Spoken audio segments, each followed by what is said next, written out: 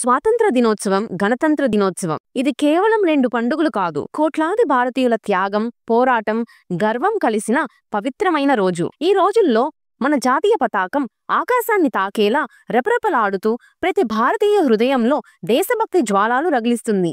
కానీ మీకు తెలుసా, ఆగస్టు 15న అంటే స్వాతంత్ర దినోత్సవం రోజు జెండాను ఆవిష్కరించడం కాదు, ఎగురువేస్తాం. అంటే ఆవిష్కరణ, ఎగురువేయడం రెండు వేర్వేరునా? అవును.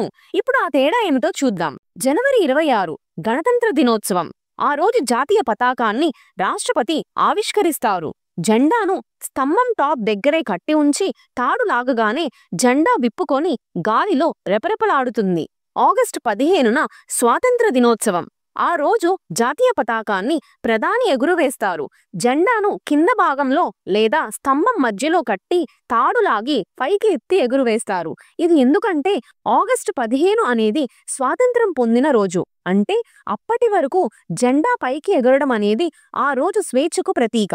జనవరి 26 నాటికి భారత్ ఇప్పటికే స్వేచ్ఛాయుత దేశం కాబట్టి ఆ రోజు తక్కువ ఎత్తులో కట్టి పైకి ఎగరడం లాంటి ఆచారం ఉంటుంది. మన జాతీయ పతాకంలో ప్రతి రంగు, ప్రతి అంగుళం ఒక చరిత్రను, ఒక త్యాగాన్ని చెబుతుంది. ఈ చిన్న తేడా తెలిసినప్పుడు స్వాతంత్ర దినోత్సవం, గణతంత్ర దినోత్సవం పట్ల మన గౌరవం, అనుబంధం మరింత గాఢమవుతుంది. ఇది కేవలం పండుగలు కాదు, ఇది మన దేశ ఆత్మ గౌరవానికి చిహ్నాలు.